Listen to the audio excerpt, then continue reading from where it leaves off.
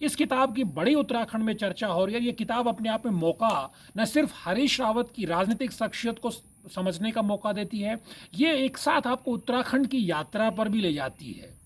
अगर आप उत्तराखंड से ज़रा भी अनजान है तो इस किताब को अगर आप पढ़ेंगे तो आपको उत्तराखंड के गाड़, गदेरे, मंडवा, झिंगोरा, बुरांश से लेकर हर चीज़ को समझने का मौका मिलता है। तो हम बात करते हैं हरीश रावत से कि सियासत से उत्तराखंडियत, क्या वो उत्तराखंडियत के किस रूप में अपने आप को चैंपियन मानते हैं। कुछ लोग उस पर सवाल भी उठाते हैं, तमाम तरह की बातें। रावत जी, चर्चा में आपका स्वागत है। और सबसे पहले तो आपको बहुत सारी शुभकामनाएं। आप करीब 650 पेज की ये इतनी भारी भरकम किताब लेकर के आए हैं, और जब ये किताब लॉन्च हो रही थी तभी मैंने करीब इसके 390 पन्ने पलट पाया। पढ़ने में तो मुझे समय लगेगा, बाकी चीज़ मैंने फिर रात में पढ़ी, तो मैंने कहा मैं सुबह आपसे बातचीत भी कर रहा हूँ। ये उत्तराखंड से क्या आपका मतलब, क्या कहना क्या चाहते हो उत्तराखंड से? ये है आपने 390 पन्ने पढ़े और उतनी देर ये किताब आपको बांध करके रख पाई, ये अद्भुत है। निश्चित तौर पर इसमें किताब में कोई गुण है नहीं है, मैं नहीं जानता, लेकिन एक पाठक के रूप में आप अद्भुत व्यक्ति हैं। और जब पाठक समीक्षक भी होता है तो वो बहुत ही तीव्र हो जाता है। तो मुझको जो आपने सवाल किया मुझसे कि उत्तराखंडियत से क्या हाँ, क्या तात्पर्य, तात्पर्य? ये राज्य आंदोलन से बना और राज्यों का जन्म राजनीतिक कारणों से हुआ, चाहे छत्तीसगढ़ हो, यहाँ तक कि झारखंड भी जो है, ये राज्य कभी उत्तर प्रदेश का जब हिस्सा था तो हम नहीं कह सकते हम राजनीतिक सामाजिक रूप से उपेक्षित थे। हम नेतृत्व करते थे, सही है। उत्तर प्रदेश का जो कई मुख्यमंत्री यहाँ से बने। हमारे लोग जो है, मगर कुछ चीज़ें ऐसी हुई और लोगों ने महसूस किया नहीं, हमको अलग राज्य बनाना चाहिए, क्योंकि हम एक अलग मॉडल पर आगे बढ़े और उस मॉडल में आम आदमी, छोटा गरीब, जिसकी तरफ किसी का ध्यान नहीं जा रहा है, वो उसका कल्याण हो सके। और ये चमत्कारिक था कि उत्तराखंड राज्य आंदोलन में ऐसे लोग गांव-गांव से दूर दूर से निकल कर के, हमने राजनीति में बहुत सारे आंदोलन देखे, मगर ऐसा अद्भुत आंदोलन जिसको सामान्य जन ने लीड कर दिया हो। लीडरशिप तो राजनीतिक लोग जो नामचीन लोग थे हाँ। उनके हाथ से निकल गई, सामान्य लोगों ने कर दिया। और उसमें दुर्भाग्य था उत्तर प्रदेश के उस समय की सरकार का कि उस समय मुजफ्फरनगर में हमारी चीखें भी सम्मिलित हो गई, हमारी बहनों की चीखें, आहें भी सम्मिलित हो गई। तो वो उसको किस तरीके से हम इस नवोदित राज्य को आगे ले करके चले ताकि इसका सोशो इकोनॉमिक, कल्चरल, परंपरा, जो इन्वायरमेंटल जो स्वरूप परंपरागत है, प्रश्न है, स्वरूप है। हाँ। वो यथावत बना रहे, इसकी सनातनता यथावत बनी रहे और साथ साथ हम आधुनिक उसमें भी एक बड़ी छलांग लगा सके। जो ये भावना है, ये उत्तराखंडी से। ये उत्तराखंडियत है। लेकिन रावत जी, जिस दौर में हम मैकेंजी मॉडल में आगे बढ़ रहे हैं, बड़ी बड़ी बातें हम कर रहे हैं, हम ग्लोबल होने की बातें कर रहे हैं कि हम आर्थिक विकास की रेस में मैकेंजी के सहारे हम दौड़ेंगे, तब हरीश रावत उत्तराखंडियत का लोकल मॉडल, एक वैकल्पिक सोच को सामने रखते हैं, जबकि देखा जा रहा है कि पॉलिटिकली उतना सक्सेस इस मॉडल को नहीं मिल पा रही, आप वाले मॉडल को। देखिए, आपने बिल्कुल सही बात कही कि राजनीतिक सफलता की बात, उस पर मैं थोड़ा सा बाद में कहूँगा। पहले मैं जो आपने सवाल किया कि मैकेंजीज ग्लोबल की सोच को जो है उत्तराखंड में उतारने की बात हो रही है, मैं कभी भी आधुनिक अध्ययन आदि का विरोधी नहीं रहा हूँ, बल्कि मैं तो एक समय कृषि राज्य मंत्री के रूप में 100 से ज़्यादा जो ICAR के अनुसंधान संस्थान थे उनका देखने का दायित्व या उनको नेतृत्व देने का दायित्व भारत सरकार की तरफ से और कृषि मंत्री की तरफ से निभा रहा। तो मैं शोध के और शोध आधारित ज्ञान के पक्षधर हूँ, मगर आप उसमें अपनी चीज़ को, धरती को भूल जाए, मिट्टी को भूल जाए, जड़ों से कट उसके जाए। वातावरण को भूल जाए, उसकी संस्कृति को भूल जाए, उसकी आवश्यकताओं को भूल जाए, और जिस कारण इतनी विभिन्नतापूर्ण राज्य जो है अलग हुआ और इतना बड़ा आंदोलन, इतने बलिदान हुए, आप उसके मर्म को भूल जाएं। यदि आप उसका समावेश कर सक रहे हैं आधुनिक सोच के साथ, वो मैकेंजीज की गाइडलाइंस हो या किसी की गाइडलाइंस, तब तो हम अपने परिवेश हाँ, पर्यावरण और से मैंने कैसे कल ढालें कहा उसको। भी, हाँ। मैंने कहा मुख्यमंत्री की सोच ये ग्लोबल मैकेंजीज वाली, मैं ऐसा सोच विरोध नहीं कर रहा हूँ, लेकिन सावधान कर रहा हूँ कि इसमें उत्तराखंडियत को मत भूलो। यदि आप उत्तराखंडियत के मॉडल को भूल जाओगे, उसको गति देने के लिए यदि आप मैकेंजीज के कंसेप्ट को ला रहे हो, उसको कुछ मॉडर्निटी या टेक्नोलॉजी कल इनपुट देने के लिए ला रहे हो, तो बात समझ में आती है। अब इस समय तक बातें हमारे सामने क्या आई हैं ग्लोबल मैकेंजीज का? पहला ये आया है कि देहरादून में और कुछ शहरों में ऐसी संपत्तियां जो बनी हैं राज्य की संपत्तियां, उस संपत्तियां बेच दी जाए, डिकंजेस्ट किया जाए, और उसको जगह पर उस पैसे से नई टाउनशिप बनाई जाए। रायपुर की बात कही जा रही है।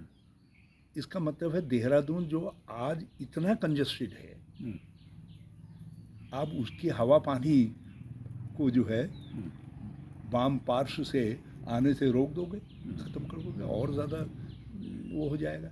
यदि ये कहता है, ग्लोबल मैकेंजी ये कहते हैं कि नए growth centre under developed areas में हरिद्वार के हैं, उधम सिंह नगर के हैं, नैनीताल के हैं, पौड़ी के हैं, पिथौरागढ़ के हैं, उत्तरकाशी के हैं, टिहरी के हैं, इन सब में हम इसको नए ग्रोथ सेंटर बनाएंगे। इसकी बात आपने इस किताब में तो की है। आपने कहा है कि आपने कोशिश की थी कि हम नए अपने जो नए कस्बे खड़े करें। तो लगेगा कि आप नहीं, हाँ आपने उत्तराखंडियत का लिंक रखा है, कनेक्ट बनाया है उसको, जो है आप उस तर्ज पर जो है, यानी आप कह रहे हैं कि मैकेंजी कहे कि जो चीज़ हम कर्नाटक में कर सकते हैं, वह मुंबई में कर सकते हैं, हरियाणा में कर सकते हैं, पंजाब में कर सकते हैं, वही चीज़ अगर हम सेम मॉडल हम उत्तराखंड में रिप्लिकेट करेंगे संभव नहीं। अब नैनीताल में हमारी एक संपत्ति बेची जाएगी, बड़ा कोई पूंजीपति लेगा, हाई कोर्ट की। अब वो हाई कोर्ट को ला रहे, जहाँ ला रहे हैं मैं स्वागत करता हूँ, लेकिन लाने के लिए जो स्थल का चयन किया है, यदि आप उसको किसी ऐसे जगह पर लेकर के जाते हैं जिससे हल्द्वानी की धमनियाँ बंद ना हो, और तो समझ में आती है। नया शहर भी खड़ा हो जाता है। हमने जू, ताकि हल्द्वानी की धमनियों को हवा मिलती रहे और खुलापन रहे, उसके लिए जू की कल्पना की है। वो जू की ज़मीन को जो है हाई कोर्ट में तब्दीली कर रहे हैं। मतलब एक अलग 1 लाख लोग आ जाएंगे हल्द्वानी के अंदर, और हल्द्वानी को कंजेस्टेड बनाने का मतलब है, हल्द्वानी की धमनियों को बंद करने का मतलब है सारे कुमाऊं की आर्थिक विकास की धमनियों को बंद करना। अब इस मॉडल के विपरीत जो हमारा मॉडल कहता है, जैसे अब मुझे बड़ा आश्चर्य हुआ जब मैंने एक सचिव का बयान पढ़ा। वैसे सचिव तो पहली बार देख रहा हूँ कि सचिव स्तर के लोग इतनी बड़ी बातें कर दे रहे। ये कहा गया कि हम देहरादून से एक टनल बनाएंगे और सीधे जो है वहाँ ले जाएंगे, टिहरी डैम पर ले जाएंगे। तो इसका मतलब है जो पर्यटक आएगा देश दुनिया का, वो सीधे उसको सुविधा दे करके वो हवाई जहाज से बैठेगा, हवाई जहाज से आएगा और चल देगा। तो ये जो रास्ते के हमारे स्थल हैं, जिनके बलिदान से टिहरी का डैम बना, सही है, उनके डेवलपमेंट का क्या होगा? आप आगरा खाल से ले करके प्रकृति की अद्भुत छटा है, नरेंद्र नगर से ले करके चंबा तक, न्यू टिहरी तक, वो सारे स्थल वीरान हो जाएंगे। तो आप किस तरीके की, तो विकास के इस मॉडल को आप मानते हैं कि ये मॉडल हमारे लिए ठीक नहीं रहेगा? और इसीलिए मैंने कहा कि ये जो छोटी छोटी चीज़ें हैं जो हमारे स्वभाव, हमारे शरीर जिससे बना है उत्तराखंड, या उत्तराखंड के लोग बने हैं, जब उनको सजाओगे, उनसे सितारे बना करके उनसे सजाओगे, तभी जो है उत्तराखंडियत, वही उत्तराखंडियत है। लेकिन जो मैं उस सवाल पे आता हूं, लेकिन उत्तराखंडियत की आपकी जो ये वैकल्पिक सोच है, नैरेटिव है, इसको वो सपोर्ट पॉलिटिकल ग्राउंड पे क्यों नहीं मिल पाया? देखिए, क्योंकि सियासत में मैंने अगर आप चुनावी राजनीति में अगर आप सफल नहीं हो पाए तो फिर आपकी पूरी सोच पे विराम लग जाता है। मैंने 2014 से 2016 तक, 2014 से 2015 तक तो मैं वर्चुअली जो है आपदा से पीड़ित, खंडित उत्तराखंड के उस पर लगा रहा, उसको ठीक करने में। और मुझे फ़ख्र है इस बात का कि देश के अंदर एकमात्र ऐसी आपदा है जिस आपदा के बाद कोई ये कहने वाला नहीं आया है कि मुझे सहायता नहीं मिली। हमने सबको हमने एक इंक्लूसिवनेस की थ्योरी से काम किया, ठीक है, सबको समाहित करने की, और उसी थ्योरी को मैंने अपनी राज्य की सोच में भी हमारी सरकार ने आगे बढ़ाया। इसीलिए आप देखिए, 1,14,000 पेंशनों को हम 7,25,000 से भी आगे लेकर के गए और 15 लाख तक ले जाने का लक्ष्य रखा। ठीक है, वो आपने हमने कहा कोई उत्तराखंडी जो है ऐसा न रहे जिसको सहारा देता हुआ उत्तराखंड न दिखाई दे, क्योंकि उनके लिए उत्तराखंड बना। हमने उसमें आपने कहा आपने नई पेंशन शुरू की, सही बात है, नई पहले आपने की, उनमें सम्मिलित कौन थे? प्रति व्यक्ति आय भी बढ़ी, सम्मिलित कौन थे जिन तक हम पहुंचा? जिनकी वॉइस नहीं है। अब बहनों की कोई वॉइस नहीं, परित्यक्ता महिला की क्या वॉइस हो सकती है? जो बिल्कुल असहाय महिला हो गई है, जिसके लिए तिलू रोतेली पेंशन प्रारंभ की, उसकी क्या वॉइस हो सकती है? हमने जिन वृद्धजनों के लिए, मेरे बुजुर्ग मेरे तीर्थ यात्रा या बसों की यात्रा को फ्री किया ताकि वो जो है अपने राज्य के अंदर अपने बुढ़ापे को और आनंददायक तरीके से बिता सके, वो कोई सक्रिय राजनीति तो कर नहीं सकते, वो सक्रिय सवाल तो कर नहीं सकते। हमने महिला हो, पुरुष हो, लोग हों, उनको सम्मिलित किया जिनकी वॉइस नहीं थी या जिनमें शक्ति नहीं थी कि वो राजनीतिक शक्ति बन सके। तो इसलिए खड़े हुए वो, ऐसा नहीं है वो खड़े नहीं हुए हमारे पक्ष में। इसीलिए आप देखिए, मोदी जी के प्रादुर्भाव 2014 के बाद कहीं भी किसी भी पार्टी का वोट बैंक नहीं बच पाया, कहीं भी नहीं बच पाया। किसी राज्य में चले जाइए, आप लोग केवल उत्तराखंड में भी हम 2017 में भी बचा पाए और 2022 में भी हम उसमें वृद्धि कर पाए। लेकिन 2022 में हम हाफ हार्टेड तरीके से अपनी उपलब्धियों पर, अपनी चर्चाओं पर बात कर रहे थे। हमने बात ही नहीं की, बहुत लेट स्टार्ट किया, जब हम लोगों तक हम उसके लिए गुबार पैदा नहीं कर पाए। तो हमने जो पॉलिटिकल लिंकेज देना चाहिए था, आखिर भाजपा के हिंदुत्व कोटेड राष्ट्रवाद के मॉडल के खिलाफ स्थानीय संस्कृतिवाद के आधार पर जो हमारा मॉडल था, यहाँ की जल जमीन जंगल से जुड़ा हुआ जो हमारा मॉडल था, वो मॉडल जो है ही ऐसा मॉडल है जो मोदी के हिंदुत्व कोटेड राष्ट्रवाद का सरलता से मुकाबला कर सकता है। और हमने उसको खड़ा किया। लेकिन मेरी राजनीतिक असफलता ये थी कि मैं अपने साथियों को इस लड़ाई में ठीक से नेतृत्व नहीं दे पाया। I admit that. नहीं, आपने इस किताब में कई ऐसी चीज़ों को स्वीकार भी किया है, आपने बेबाकी से स्वीकार भी किया जो चूक आपसे हुई हैं, जो त्रुटियां आपसे, जो खामियां आपसे हो गई। ये किताब हमें इसलिए भी पढ़नी चाहिए कि हरीश रावत अकेले वो नेता है मेरे ख्याल से उत्तराखंड में कि 2022 के चुनाव से पहले कोई बीजेपी के बहुत बैकरोम बॉय जिन्हें कहा जाता है, लेकिन बड़े गहरे चाणक्य शैली के उत्तराखंड बीजेपी के नेता हैं। उनका ये कहना था कि भाई दिल्ली में अमित शाह के साथ एक बैठक में कहा गया कि उत्तराखंड में हरीश रावत के एक्शन पे नज़र रखो, यानी कि हरीश रावत को विरोधी कैंप में अमित शाह जैसा इतना, जिन्हें भारतीय राजनीति का इस वक्त चाणक्य कहा जाता है रणनीतिक लिहाज से, उनकी भी रचना इस तरह की होती है, उनका भी ये कहा गया एक बीजेपी नेता ने कि हरीश रावत के मूवमेंट्स पे हमारी नज़र रहती, चाहे वो असम के प्रभारी रहे हों तब उन पे नज़र थी, चाहे वो पंजाब के प्रभारी रहे हों तब उन पे नज़र है, और अब वो उत्तराखंड चुनाव को 22 की रणनीति को लेके भी हरीश रावत पे फोकस था। इसलिए कहा जाता है कि उत्तराखंड की सियासत में अब हरीश रावत से you can love him, you can hate him, but you can't ignore him. ये किताब भी कई परतें खोलती है।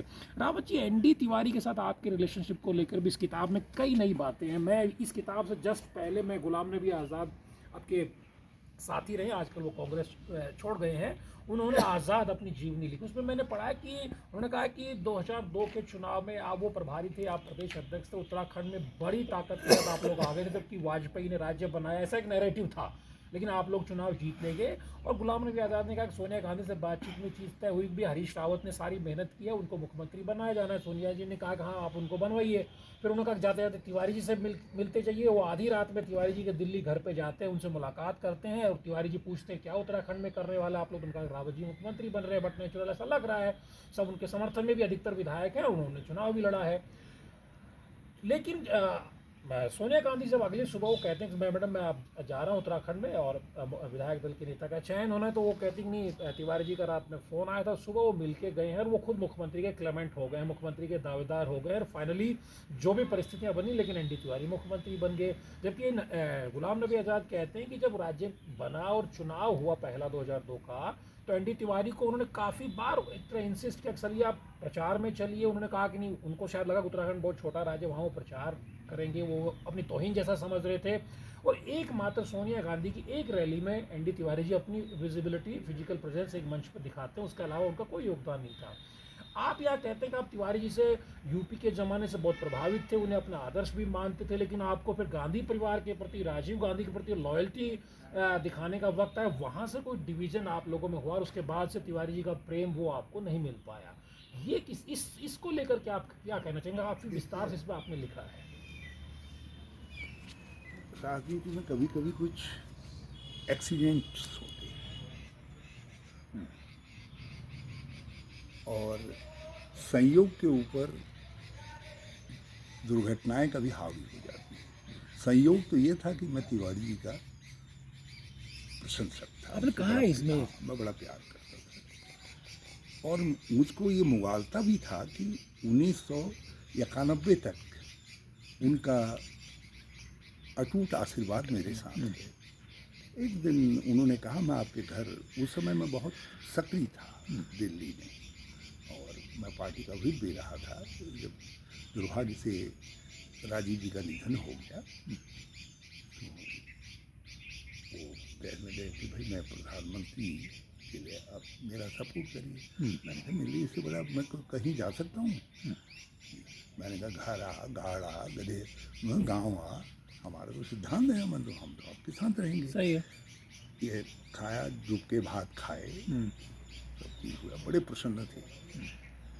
पता नहीं क्या मेरी मति में वो बैठा, क्योंकि मेरी दीदी जिसका बेटा अब भाजपा से एमएलए रामनगर से, मैं वहाँ एक शादी में गया था, भांजी गाँव था, तो उस समय तक चुनाव हो चुका था, वोट पड़ चुके थे। तो वहाँ मेरी दीदी ने कहा, मेरी दीदी की बड़ी बहन ने, जेठानी ने कहा कि बोला तेरा कैसा चुनाव रहा? लोग कह रहे हैं जो है जीत जाएगा। मैंने कहा जीतेंगे। बोले एक बात है, यहाँ तो एक बात सुन ले, तेरी दीदी और मैंने दोनों ही वोट दिया है। ये सैकड़ों महिलाएं थी जो महिला संगीत के लिए जब बारात जाती है ना, सब रहते हैं, सब करते हैं, तो इनमें से किसी ने दिया नहीं है। मैंने कहा सही कह रहे हो, उन्हें जाए, क्योंकि अब मैं सभी का भूला था। सही है। मेरी बड़ी दीदी का ससुराल था तो सभी औरतें जो है, जो छोटी भी थी वो भी थी, सब ने कहने लगे तुम, कोई कहे दादा पहले आ जाते तो हम तुम्हारी पार्टी को देते थे, कहते यहाँ तो नारायण दत्त को नहीं है। मैंने फिर और जानकारियाँ ली, तो मेरे दिमाग में उठते उठते जब वो घर से निकलने लगे, मैं उसमें विष्णुवर्दास मार्ग में रहता था, मेरे सामने जो है कई इम्पोर्टेंट लोग उस समय अगल बगल रहते थे, सब हमारे सहयोगी थे। तो नारायण जी ने कहा मुझसे इन सब से मेरी एक बार मुलाकात करवा लीजिएगा। तो मैंने कहा तिवारी जी एक बात है, मैं बड़े असमंजस में हूँ, मैं तो हार रहा हूँ, हम्म, जो मेरी जानकारी है। हम्म, और मैंने कहा शायद मैं 10-12 हज़ार से हार रहा हूँ, हम्म, और इसी के आसपास मैं 20 हज़ार से हार रहा हूँ। हम्म, और मुझे ये लग रहा है कि आपका भी कठिन है। हम्म, तो इतना गोरे आदमी हम्म, एकदम से उनका चेहरा काला पड़ गया, हम्म।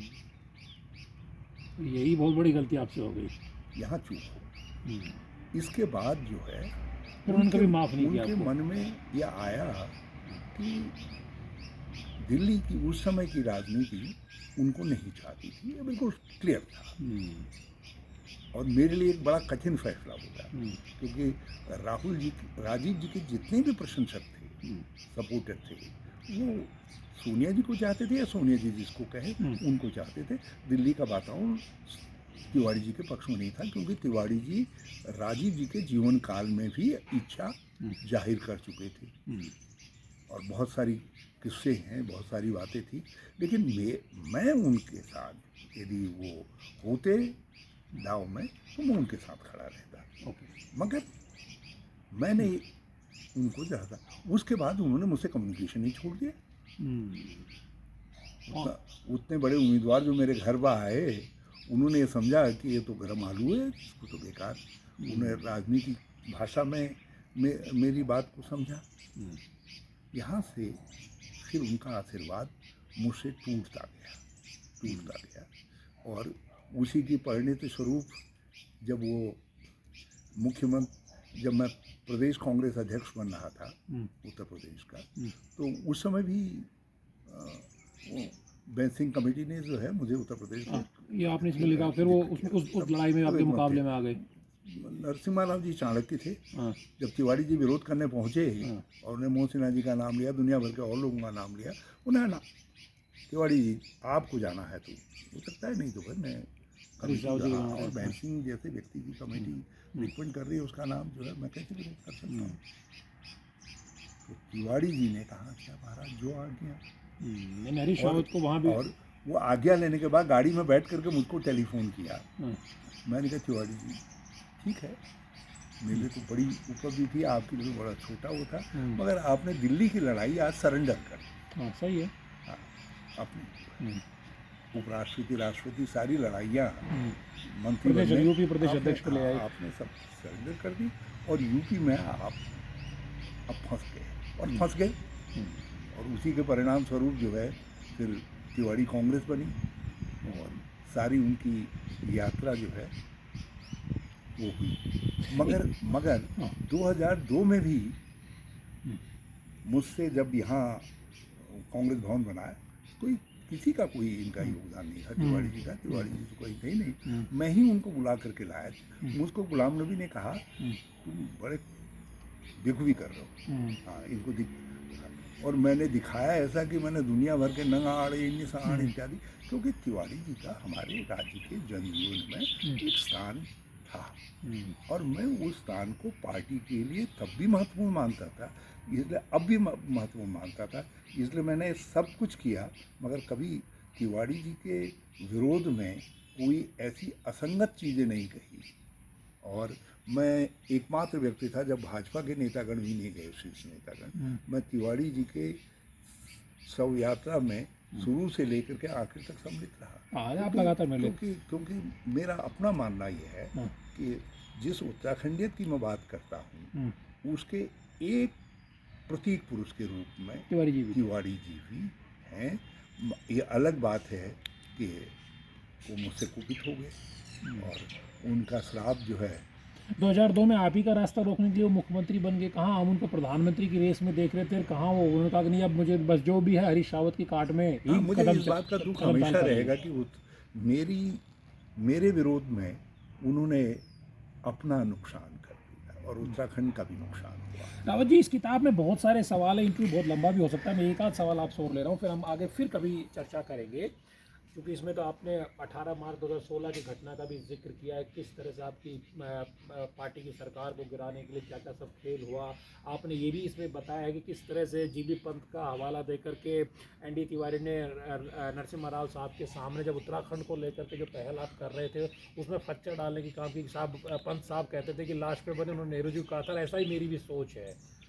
ये सारे सवाल है, लेकिन मैं आपसे ये जानना चाह रहा हूँ कि अब इसकी 2 वॉल्यूम आप और लेकर के आ रहे हैं 2024 के नज़रिए से, क्योंकि आपने खुद कहा है कि भाई आप कांग्रेस में बालिका वधू बन करके आए थे, आज दादी माँ है। सही बात है, 52-53 साल का कांग्रेस का आपका राजनीतिक जीवन और 55-56 साल का वैसे आपका पूरा राजनीतिक जीवन है।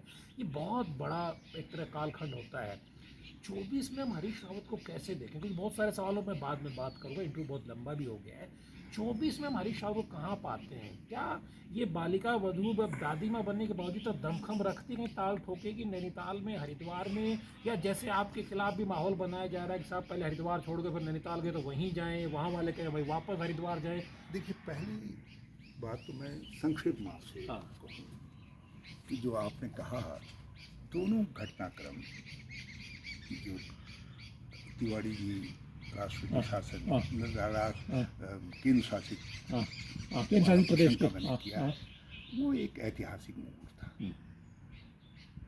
उत्तराखंड की विकास की यात्रा पर उसका बड़ा असर पड़ा, इसलिए उसका जिक्र ऐतिहासिक न्याय के लिए ज़रूरी था।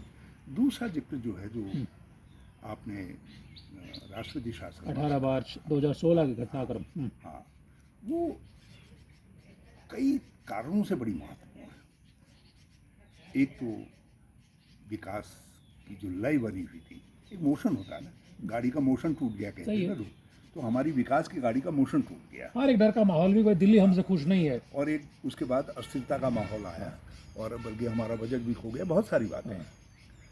मगर दूसरे तरीके से वो लोकतंत्र के ऊपर पहला नग्न प्रहार था जो केंद्र सरकार ने किया था। और ये भी फैक्ट है कि भारत की न्यायपालिका उस नग्न प्रहार के खिलाफ एक दृढ़ दीवार की तरीके से हाई कोर्ट का फैसला आपके पक्ष में आया, सुप्रीम कोर्ट का फैसला, वो इतिहास है। बल्कि मोदी जी की पहली राजनीतिक और भाजपा की पहली हार, जब पास से उल्टे पड़ गए, 3 उपचुनावों का जीतना और इसका वो करना था 14, इसके बाद जो विजय रथ था मोदी जी का जो है। इसलिए इन 2 चीज़ों पर तो विवेचना आप जैसा काफी डिटेल्स इसमें आपने की है, वो महत्वपूर्ण है। जो आपने मुझसे कहा 2 और वॉल्यूम्स की बात, वो किताब तो एक होगी, फर्स्ट वॉल्यूम सेकेंड वॉल्यूम हम एक ही में कंप्राइज करेंगे। उसमें देखिए, ये मैंने कहा ना, socio economic cultural environmental concept का अगला चरण क्या है, ये तो शुरुआतें हैं। सही है, ये तो शुरुआतें हैं। इन शुरुआतों को एक मॉडल स्टेट के रूप में इस देश के अंदर केरला मॉडल डेवलपमेंट का एक है, एक मॉडल जो है हिमाचल मॉडल है, एक मॉडल पंजाब मॉडल है, पंजाब हरियाणा मॉडल, और एक मॉडल जो है सिक्किम मॉडल है। लेकिन हम उसमें कैसे एक ऐसा मॉडल जो इन मॉडलों का समावेशित मॉडल हो सके और अपनी बुनियादी चीज़ों की रखवाली करते हुए कर सके, उसको मैं पार्ट 2 में जो दूसरी किताब में उसको लेकर के आऊँगा। अब रहा 2024 में कहाँ पर देखिए, देखिए मैं दादी माँ के तौर ही देखना मुझे अच्छा लगता, मगर जो चुनौतियाँ इस समय हैं, पार्टी के सामने चुनौतियाँ हैं। जिसका नमक इतने साल खाया, यदि नौकर ये कह दे कि साहब अब तो मैं नहीं कर सकता आपकी सेवा, और मालिक उस समय जो है बीमार हो, तो मेरी मालिक कांग्रेस है, कांग्रेस ने बनाया मुझको, और वो इस समय कई चुनौतियों का सामना कर रही है। जब तक कांग्रेस नहीं कहेगी तुम बैठ जाओ, अब हो गया ये, और हो गया कौन कहेगा? दिल्ली। मैं दिल्ली वालों से कह चुका हूँ, मैंने कहा भाई मैं किसी पद प्रतिष्ठा का आकांक्षी नहीं हूँ, संघर्ष के लिए जब जरूरत होगी हरीश रावत को बुला लेना। और आपने देखा होगा, जब भी संघर्ष की आवश्यकता पड़ रही है तो मैं उसमें औरों से आगे खड़ा होता हूँ। और 75 साल में भी मैं उम्र के 30 साल को पीछे रख करके 35 साल के जवान की तरीके से सरकार के सामने खड़ा होता हूँ। तो इसलिए 2024 में वक्त कहाँ पे मुझको रखेगा और वक्त के साथ कांग्रेस की क्या संधि रहती है, ये देखना पड़ेगा। लेकिन रावत जी, क्या आपके मन में कसक, इस किताब में बहुत सारी ऐसे लगता है जैसे कोई कसक भी बहुत सारी आपके मन में, क्या आपको लगता है कि 2002 वो समय था जब अगर आप उत्तराखंड के मुख्यमंत्री बने हुए होते तो हरीश आप तो सब कुछ कर सकते थे जो उनके जहन में, जो उत्तराखंड जो कागज के पन्नों में अब दर्ज हो रहा है? क्या आपको लगता है कि वो एक आइडियल समय था, एक राज्य के निर्माण का वो समय था? उस नींव में अगर एक दो पत्थर आप भी रखते तो आज राज्य की तस्वीर अलग होती। 2002 में हाँ, 2002 में अगर आपको कोशिश की, मगर ऑक्सफोर्ड के प्रिंसिपल को आप क्या बता सकते हैं, ज्ञान नहीं दे सकते। मैं नारायण जी के पास लेकर के गया, मैंने कहा साहब ये राजधानी का झगड़ा निपट जाएगा, आप ऐसा करिए नरेंद्र नगर से लेकर के कुंजापुरी तक के इस एरिया को और नीचे हमारे ऋषिकेश को जो आइडियल है इसको जो है राजधानी क्षेत्र घोषित कर दीजिए। मैंने दूसरा मॉडल भी दिया उनको, रामनगर काशीपुर के पास वाला जो है, लेकिन तिवारी जी ने बड़ी तारीफ की और राजनीतिक क्षेत्र शब्द की बड़ी तारीफ की, लेकिन वो आगे नहीं बढ़े।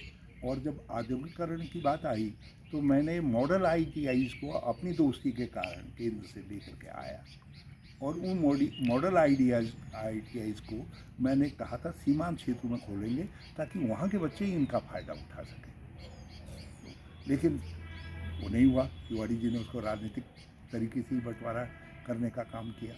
फिर उत्तराखंड के लोगों के हक की रक्षा करने के लिए मुझको एक बड़ा भारी कदम उठाना पड़ा, जो भूतो न भविष्यति कांग्रेस के इतिहास में। अपनी सरकार के विरुद्ध जो है PCC का प्रेसिडेंट धरने पर बैठ गया और उसी में फिर हीरा सिंह जी ने एक चिट्ठी लिख करके दी कि 70% यहाँ के उद्योगों में जो है स्थानीय लोगों को नौकरियाँ दी जाएंगी।